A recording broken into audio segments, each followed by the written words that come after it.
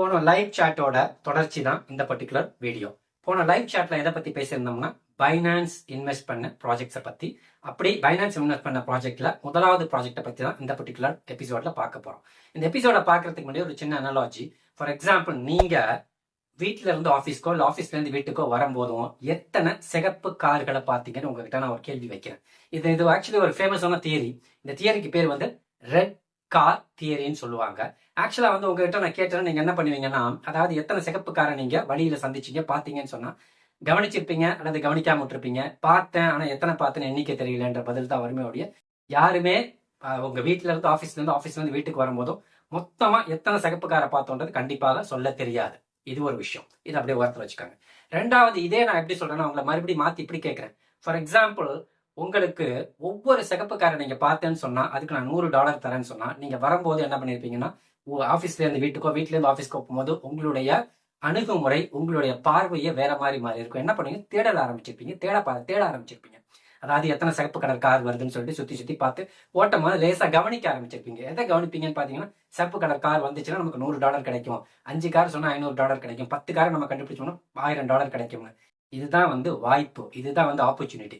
நம்ம கடந்து போகும்போது நிறைய வாய்ப்புகளை, ஆப்பர்ச்சுனிட்டிஸை கடந்து போற மொழிய அதை கவனிக்கிறது கிடையாது, அதை தேடுறது கிடையாது, அதை ஆராயறது கிடையாது.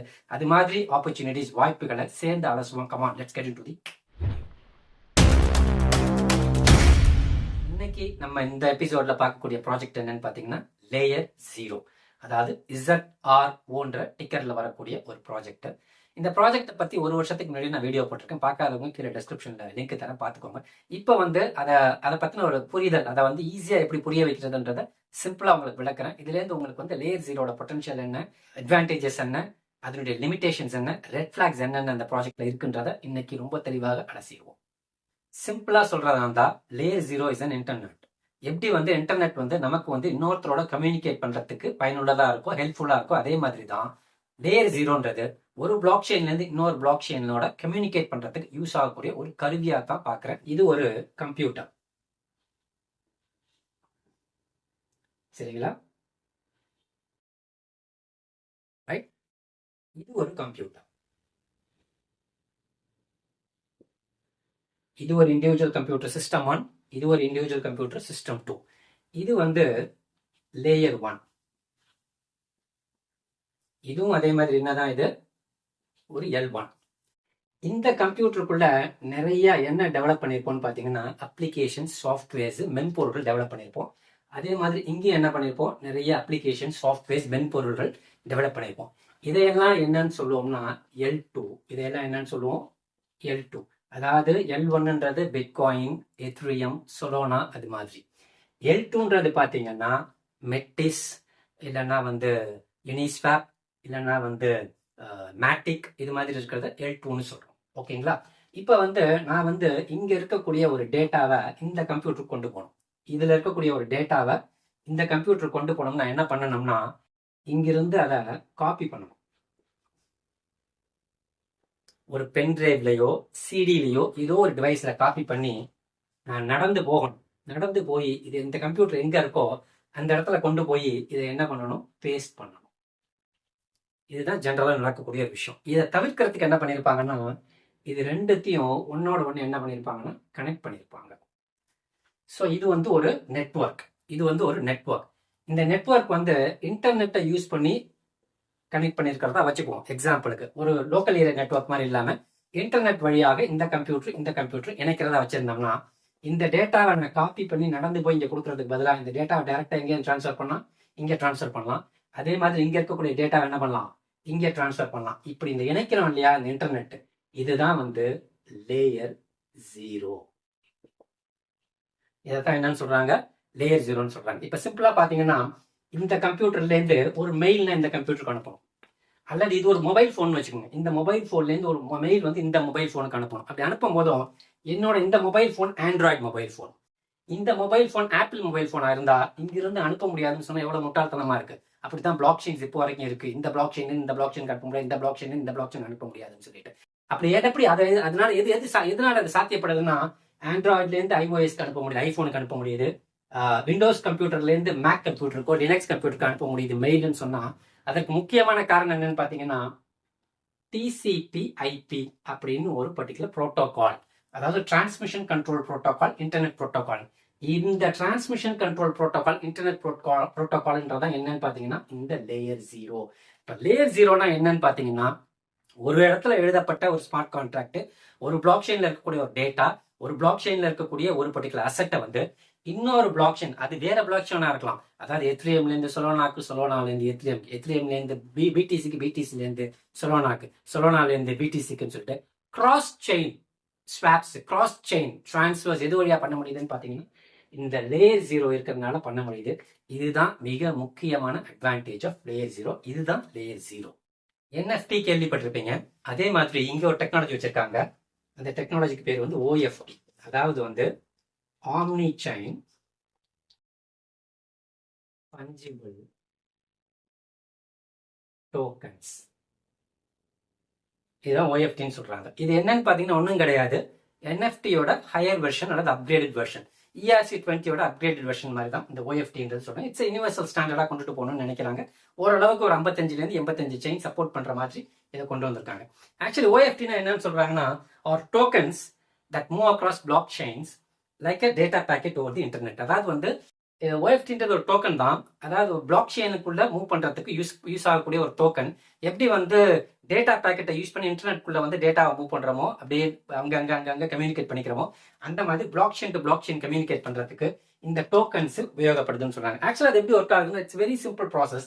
எல்லா இன்டர்ஆப்பரபிள் செயின்ஸும் யூஸ் பண்ற மாதிரி தான் இங்கேயும் யூஸ் பண்றாங்க. இதை சின்ன சின்ன மாறுதலோட யூஸ் பண்றாங்க. ஃபார் எக்ஸாம்பிள், இங்க ஒரு சென்டர், இங்க ரிசீவர், சரிங்களா? இது சென்டர், இது ரிசீவர். இங்கிருந்து என்ன பண்ணணும், ஒரு 10 ஈத் நான் அனுப்பணும்.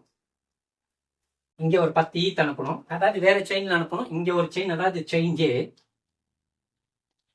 இது செயின் B.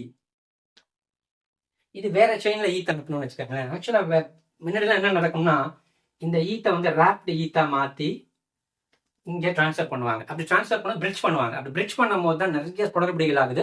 பிரிட்ஜிங்ல தான் வந்து 4% ஹேக்கிங் நடக்குது. அதனால அந்த பிரிட்ஜிங் இவங்க பண்ணாம என்ன பண்றாங்க, டிஃப்ரெண்டா ஒரு ப்ராசஸ் யூஸ் பண்றாங்க. இவங்க என்ன யூஸ் பண்றாங்கன்னு பாத்தீங்கன்னா, இப்போ இங்க என்ன பண்ணுவாங்கன்னா, முதல்ல எத்தனை எத்தனை எத்தனை பர்டிகுலர் டோக்கன் எந்த செயின்ல இருந்தாலும் சரி, அதை முதல்ல இங்கே பேர்ன் பண்ணுவாங்க. அதாவது இங்க என்ன பேர்ன் பண்ணியாச்சு, 10 ஈத்தை ஒரு செயின் ஏல பேர்ன் பண்ணியாச்சு. ஓகேங்களா? பேர்ன் பண்ணி முடிச்ச உடனே இங்க ஒரு மெசேஜ் அனுப்புவாங்க.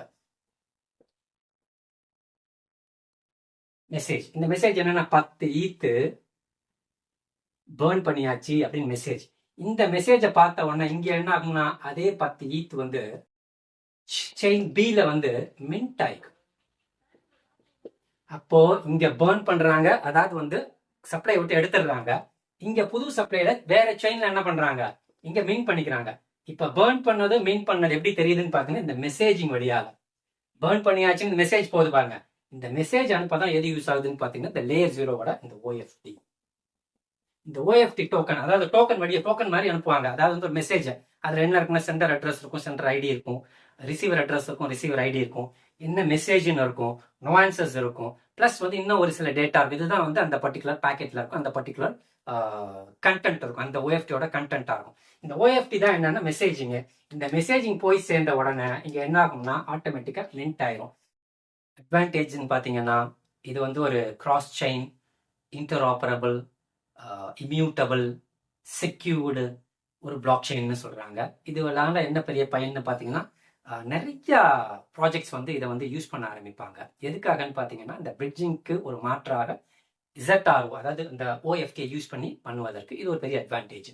இது ஒரு ரெட் ஃபிளாக்னு பாத்தீங்கன்னா, அவங்க ஜெனிசிஸ்ல, அதாவது ஸ்டார்டிங்ல அதை ரிலீஸ் பண்ணும் போதும் 1 பில்லியன் சப்ளை, அது 1 பில்லியன், அதுல வந்து 25% ரிலீஸ் ஆயிடுச்சுன்னு சொல்லியிருக்காங்க. அந்த 25%ல வந்து 11% தான் என்ன ஆகுதுன்னு பாத்தீங்கன்னா, காயின் மார்க்கெட் கேப்பா இருந்தாலும் சரி, காயின் ஜெக்கோ, காயின் ஃப்ராங்க் எல்லாத்துலயுமே காட்டுது. அதாவது 110 மில்லியன் வந்து சர்க்குலேட்டிங் சப்ளைல இருக்குன்னு சொல்றாங்க. மீதி இருக்கக்கூடிய 140 மில்லியன் எங்கன்னு தெரியல. ஆனா வந்து எவ்வளவு ரிலீஸ் ஆயிருக்குன்னு சொல்லியிருக்காங்க, 250 மில்லியன் ரிலீஸ் ஆயிருக்குன்னு சொல்லியிருக்காங்க. இது ஆக்சுவலா அந்த 140 மில்லியன் என்னன்னு பாத்தீங்கன்னா, ஃபியூச்சர் ஏர் டிராப்புக்கு டீம், அதாவது அந்த டீமுக்கு ஒரு 5%, ஃபியூச்சர் ஏர் டிராப், ஃபியூச்சர் இன்சென்டிவ்ஸ்க்கு ஒரு 14% வச்சிருக்கேன்னு சொல்றாங்க. ஸோ அதனால பார்த்தீங்கன்னா இது வந்து ஃபியூச்சர்ல இன்னும் கொஞ்சம் வெளியில ரிலீஸ் ஆகிறதுக்கான சான்சஸ் உண்டு. ஆனால் அன்லாக்கிங்னு பார்த்தீங்கன்னா ரியல் அன்லாக்கிங்னு பார்த்தீங்கன்னா எப்போதான் ஆகுதுன்னு பார்த்தீங்கன்னா 2025 ஜூன் மாதத்துல தான் வந்து முதல் அன்லாக்கு ஆரம்பிக்க போறாங்க. அது வரைக்கும் அன்லாக்கிங்கே கிடையாது. இந்த சப்ளைல எந்த சேஞ்ச் இருக்க போறது கிடையாது. இந்த சப்ளைல எந்த சேஞ்ச் இருக்க போறது கிடையாது. அது ஒரு அட்வான்டேஜா பார்த்தாலும் இந்த 140Mன்றது எங்க இருக்கு, இது எப்ப ரிலீஸ் ஆகும், எப்பெல்லாம் ரிலீஸ் ஆகுன்றது ஒரு அன்ட்ரேஸ்டு அசெட்டா இருக்கு. இது வந்து ஒரு பெரிய ரெட் ஃபிளாகா பாக்குறேன்.